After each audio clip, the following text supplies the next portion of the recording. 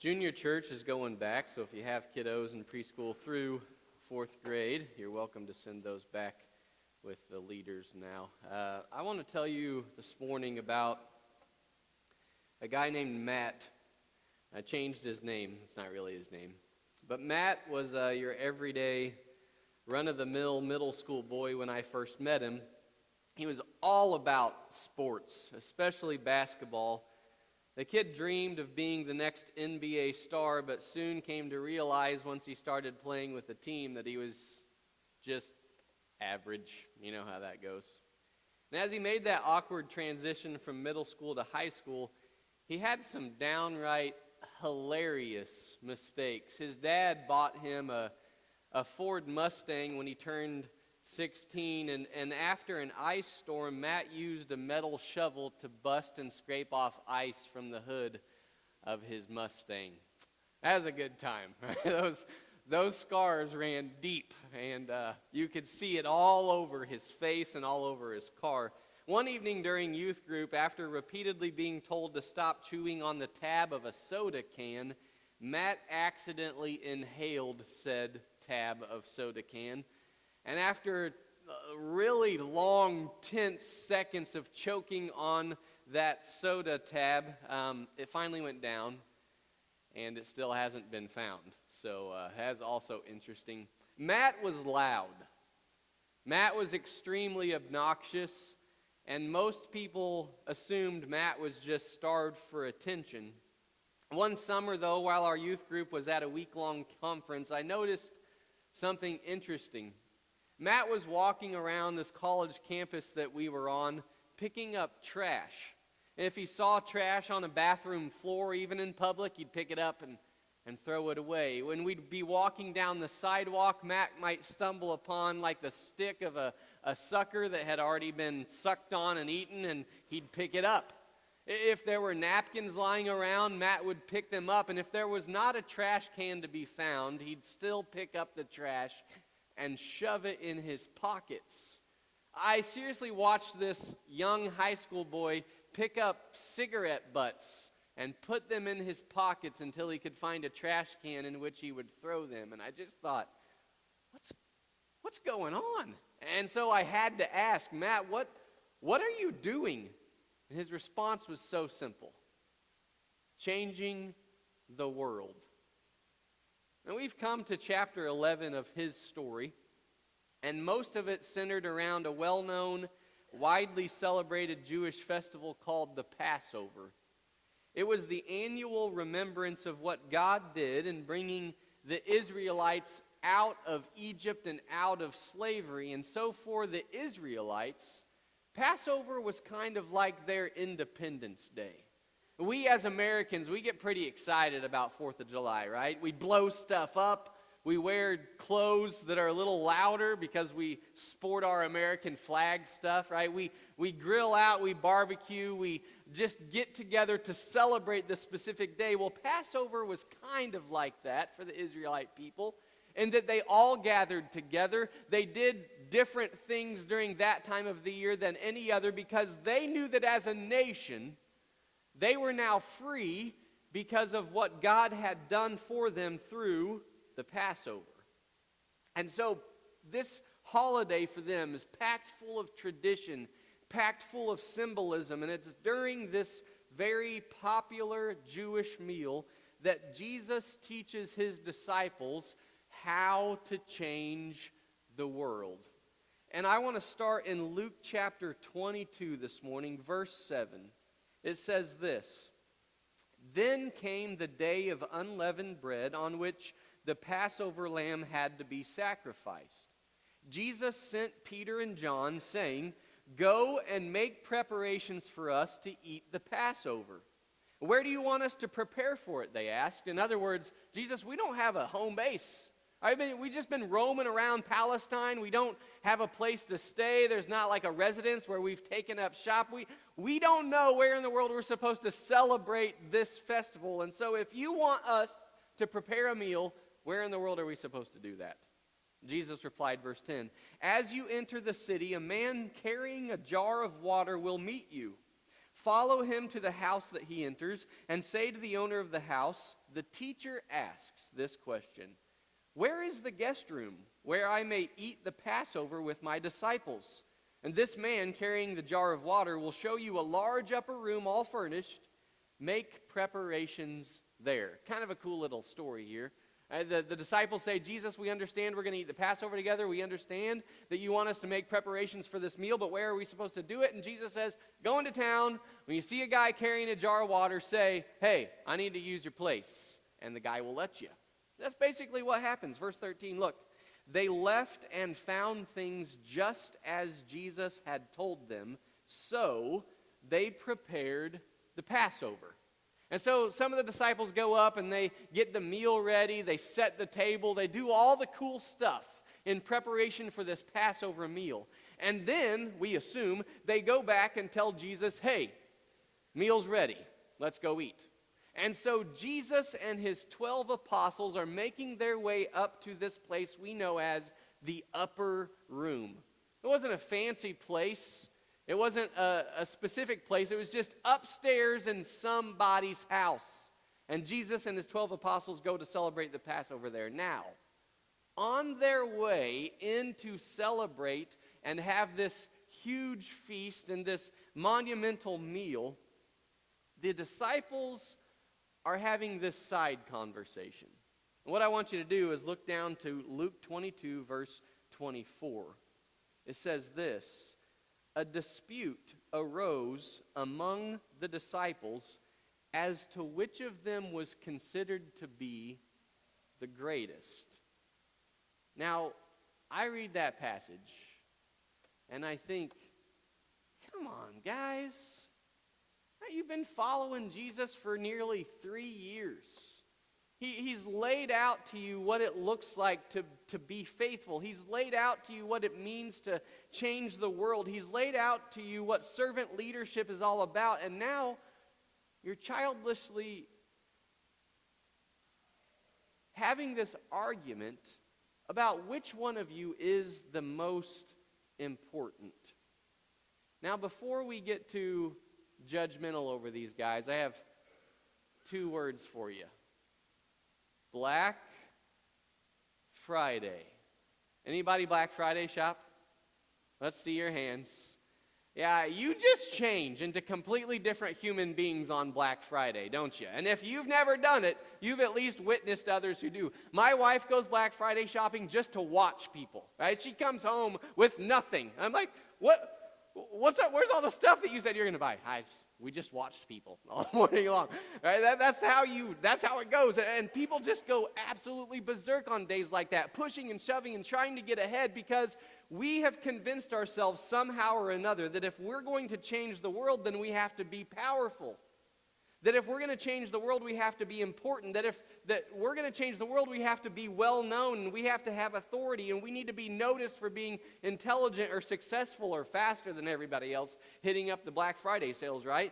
And we have to have the best opportunity to change the world, we think, comes when we are in the most prominent positions.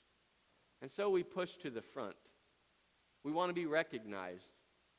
And though we don't often admit it, it feels good when others are jealous of our success. Doesn't it? It feels good when people look at us and say, "Man, I want to be like them. I want to have what they have. I want my family to look like their family looks. I want to have the kind of money that they have in their bank account." And when we know that people are thinking that about us, let's be honest, that feels kind of good. So they continue in this meal. Luke chapter 22, verse 26. Jesus says, "You're not to be like that. Instead, the greatest among you should be like the youngest, and the one who rules like the one who serves. For who is greater, the one who is at the table or the one who serves? Is it not the one who is at the table?" In other words, isn't the greatest person at this Passover meal the guy in charge? Jesus is kind of saying, I am the greatest person here, but then look what he says. I am among you as one who serves. Jesus flips our idea of power upside down. And I think what he says is, to change the world, we must realize that our greatest impact comes from our willingness to serve. And that's not just a group thought. That's for you as an individual. Your greatest impact comes from your willingness to serve. You see, I admire Jesus for many things, but one of them is for this dinner. Because can you imagine what's going on? Jesus knows what's coming. He knows that he's about to be killed. He knows that he's about to be the sacrifice to end all sacrifices. And yet he fully engages himself in spending time with his 12 apostles, even while they're arguing about which one of them is really the most important. And so while all of that is going on, here's the thought that Jesus has in his head. This is from John chapter 13, verse 3. Jesus knew that the Father had put all things under his power, and that he had come from God and was returning from God. In other words, Jesus knew at this moment that all authority and all power was his. Now, I want you to understand what that means. That means this is the same power that created the world. Jesus has the same power that made the earth to flood when Noah was doing his thing. This is the same power that destroyed Sodom and Gomorrah back in Genesis 18. Remember that story? Jesus has that same power. The same power that caused the sun to stand still when Joshua was doing his thing. This is the same power that was used when Elijah spoke to the earth and said, no rain for 3.5 years. And then only 3.5 years later to say, let it rain, and it does. Why? Because God gave him the power. Jesus has this same exact power that raises the dead and feeds 5,000 people with a few loaves of bread. All power had been given to Jesus, and the disciples are doing what? They're arguing about which one of us is the greatest. Which one of us has the most influence? And so Jesus, knowing he has been given all power, look at verse 4. So, he got up from the meal. Pause for a second. What's Jesus thinking about? All power has been given to me. I can do all things. I can do whatever I want. But, verse 4, he got up from the meal, took off his outer clothing, and wrapped a towel around his waist. After that, he poured water into a basin and began to wash his disciples' feet, drying them with the towel that was wrapped around him. You see what Jesus does? He is the perfect example of what real power does. It submits itself to somebody else. This kind of reminds me of something that Jesus said in his very first public sermon. Back in Matthew chapter 5, verse 5. Remember this? This comes from the Sermon on the Mount. These are part of the Beatitudes. Jesus says, blessed are the what? The meek, for they will inherit the earth. What are meek people? People with power who keep it under control. This is kind of like Jesus showing that he has all power, and yet he takes the place of a servant and stoops down and washes the feet of 12 grown men. Can you say nasty? Say it with me. Nasty. And our feet are kind of gross these days, but the truth is they are so much nicer than feet back in those days. We wear closed up shoes and socks, and so our feet relatively stay clean, except, the smell and the foot fungus and all that. Anyway, but for them, their feet were nasty. They lived in a dry, arid environment, and not only that, but all of their wastewater. Do you know what they did with their wastewater? They threw it out in the street. And so the gutters of the street literally flowed with feces and who knows what else.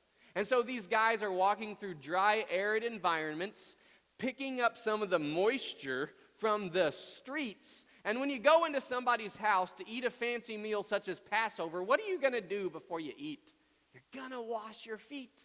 But all 12, 13, including Jesus, all 13 of these guys come into this nice dinner in the upper room that's supposed to be the huge celebration of their Jewish heritage, and they all have nasty feet.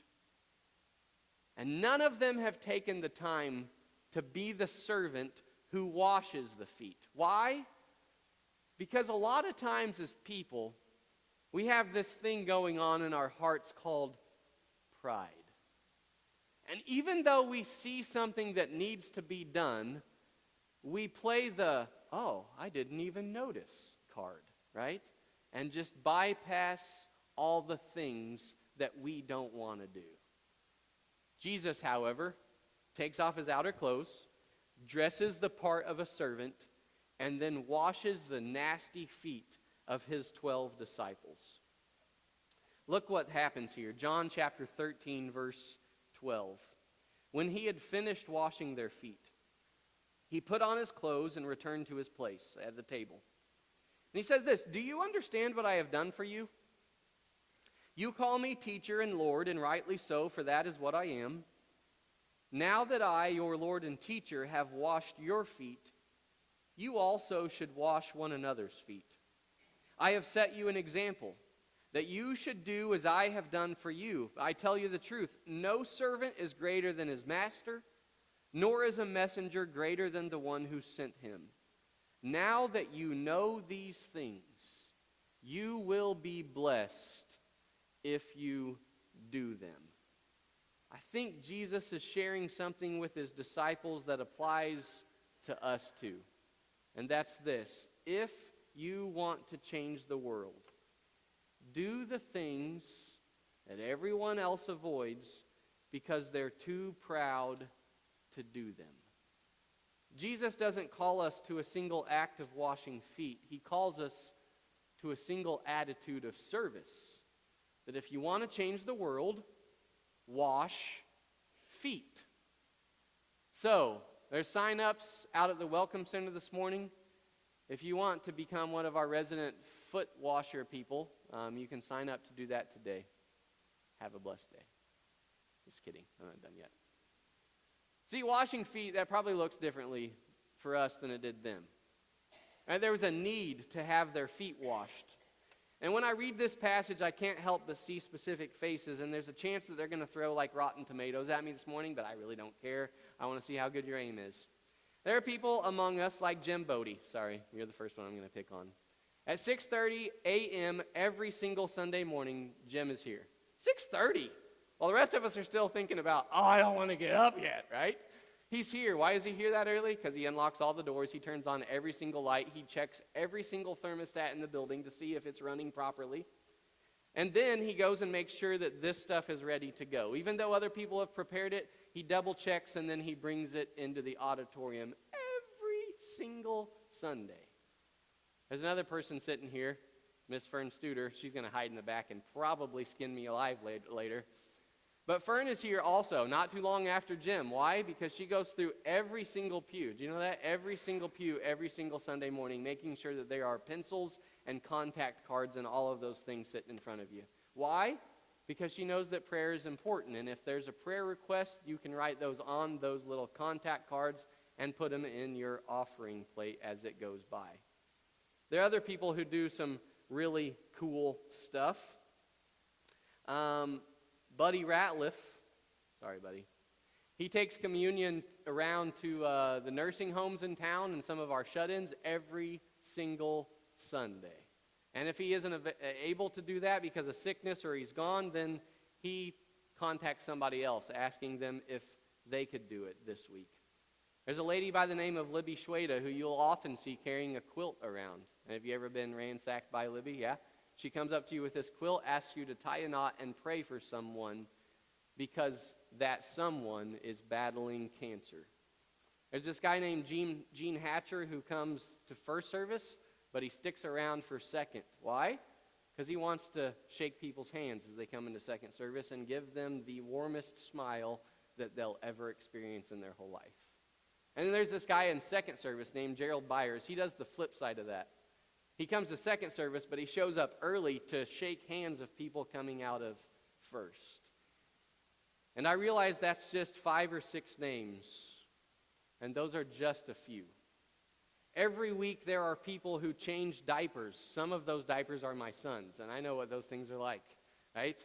There are people who wipe snotty noses and rock babies in the nursery. There are other people who are moving tables and chairs constantly for things going on here. There are people cooking meals, changing light bulbs. Why? Not because they want honor, and certainly not because they wanted me to say their name, but I did it anyway, but because they've taken Jesus' words seriously. He says, now that I have washed your feet, wash each other's feet. And if you take this seriously, Jesus says, if you do this, you will be what? Blessed. After Jesus finishes washing their feet, he shares a meal with them. And we know that meal is the Last Supper, and it's where he institutes this thing that we call the Lord's Supper, where we take communion, these symbols of his body and his blood. And as important as a moment as that is, what I want you to see instead is what he does after that moment. It's in John chapter 17. John 17 verse 1 says this, after Jesus had said these things, he looked toward heaven and prayed. And so far, Jesus has basically shared with us the idea that if we want to change the world, then what we need to do is understand that our biggest impact comes from our willingness to serve. And if we want to change the world, then we must realize that we need to do the things that everyone else avoids because they're too proud to do them. And then Jesus prays. He prays about his impending doom and the sacrifice that he himself is about to make. He talks and prays about his disciples, these 12 men who he had chosen. And then he turns his attention to us. Just before Jesus goes to die, he prays for us. Look at this, John 17 verse 20. He says this, I pray also for those who will believe in me through the message of my disciples, that all of them, that's us, that all of them may be one, Father, just as you are in me and I am in you, may they also be in us, so that the world may believe that you have sent me. I have given them the glory that you gave me, that they may be one as we are one. I and them and you and me, may they be brought to complete unity, to let the world know that you sent me and have loved them even as you have loved me. Jesus prays about a lot of things here, but the biggest thing that he prays about is what? Unity. He wants his people to be unified. Now, research is a bit vague, but a conservative source says that in America there are 215 different Christian denominations. Let that sink in for a second. 215 different Christian denominations in good old America. And when I hear that, I think, first of all, what? Right? How did that happen? But then I get to thinking about this prayer. Jesus prays just before he dies, God, Father, I pray that my people who will believe in me through the message of the disciples, through God's word, through the Bible, that all of them will be united as you and I have been united. Let me ask you, does 215 different Christian denominations sound like unity? Who thinks yes? Who thinks no? Who doesn't want to answer because they're not sure? Fair enough. Who doesn't know how to raise their hand? Oh, Lisa, you do too. You just did it. Oh, gotcha. Anyway, I hear that 215 different denominations, and I think, well, what has happened? I think what has happened is that sometimes we don't think that the label Christian is enough. We want to fine-tune what it means to be a Christian, and so we have different brands of Christianity. Right, we have Baptist, Methodist, Lutheran, Pentecostals, Catholics. We have the first Christian church. And I think we've been led astray. We've been taught that if we serve with any other brand of Christianity, that we somehow lose out on truth. Sometimes we are fearful that if we are too pro-life, that we'll look like the Catholics or the Southern Baptists. We are fearful of volunteering at certain things like food pantries because that's too Lutheran or too Methodist. We're fearful of lifting our hands in worship because that's what? Too Pentecostal. Early in ministry, I found myself smack dab in the middle of something called a ministerial alliance. Raise your hands if you're familiar with what a ministerial alliance is.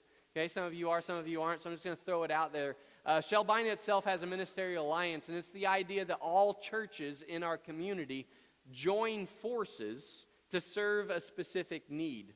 Regularly, I think our ministerial alliance has two services where all of us get together. One of them is at Thanksgiving, and one of them is on Good Friday, which, by the way, we are hosting Good Friday here, whatever day that is, April 19th at 6 p.m. So come out to that. That's April 19th, 6 p.m., Ministerial Alliance Good Friday service here. But anyway, back to what I was saying. So a Ministerial Alliance is a bunch of churches in a community getting together to serve a specific purpose.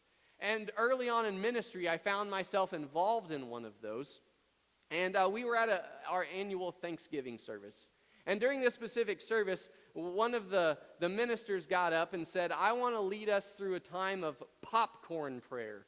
I don't know if you've ever heard of popcorn prayer, but basically what it means is that when you have this idea of something that you're thankful for come to your mind, you're just supposed to say it out loud. It's like popcorn, right? Popping up all over the place. So you find that you're thankful for your family. You just say, family. Somebody else is thankful for their church. They say, church. Somebody else is thankful for their health. They just say, health. And so you have all these people shouting out different ideas of things that they're thankful for. And I was sitting there as this young preacher straight out of college who knew exactly what I was doing. And I was just thinking, what am I most thankful for right at this moment?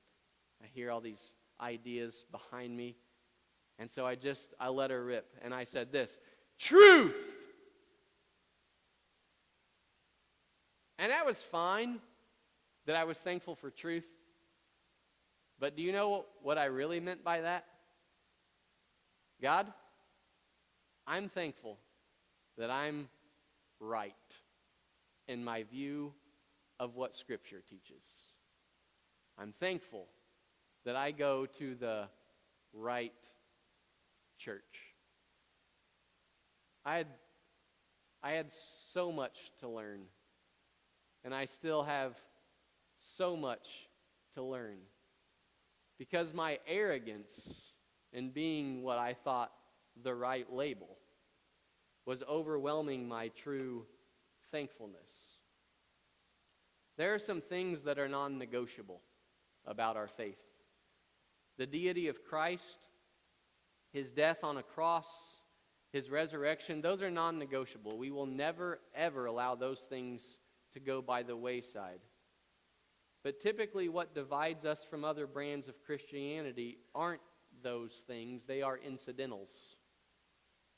Things like our style of music, our leadership ideals, our end-time theology.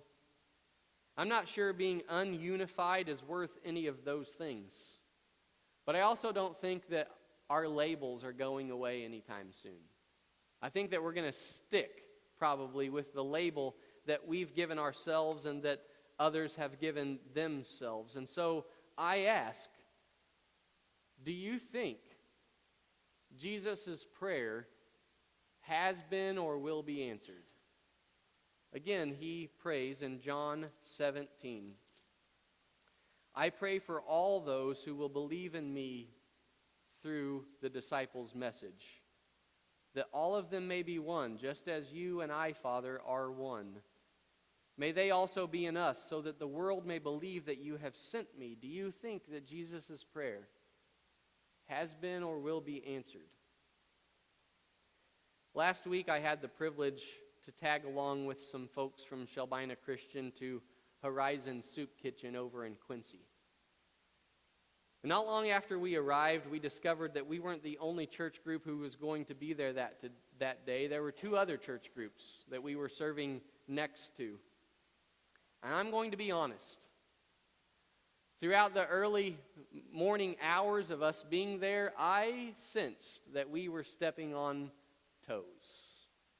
That we had intruded in an area where they were serving and that we weren't really welcome. But do you know what happened? When push came to shove and when God's people got to work serving others instead of focusing on themselves, guess what happened? Nobody cared what church they were from. Nobody cared what label they came with. When food needed to be prepared, when it needed to be served, when dishes needed to be cleaned, when 150 plus mouths needed to be fed, simple work together unity. Boundaries were broken. God's people, the kingdom of God, not any specific church, but the kingdom of God, stopped worrying about which group they belonged to and simply got to work. So my last thing today is this. If you want to change the world, commit to unity by realizing the real enemy isn't other people. God, we thank you that you defeated our enemy on the cross. You defeated more than just death. When you died and rose from the grave for us, you also defeated Satan. And God, there are many times when we tend to look at each other and even look at others as if they're the enemy, like they're the problem for us changing the world, but that's just not the case. Help us commit to the idea today that the true enemy is Satan, and that as we stand arm in arm, shoulder to shoulder, hand in hand with other believers, and we simply serve instead of looking to see who's the most important and who's the most powerful, when we simply choose to serve, God, the world will be changed. Not because of anything we can do, but because of what you do when we make the decision to be united. God, we love you. We thank you for the way that you work. We thank you for your power. We thank you for your death and your resurrection. And God, we're just excited this time of year to get to celebrate that. Your death was a cruel thing, but it was necessary in saving the world, and it was necessary for the resurrection to take place. We love you. We thank you for loving us. Help us to love others this week as you have done that. It's in Jesus' name. Amen. Let's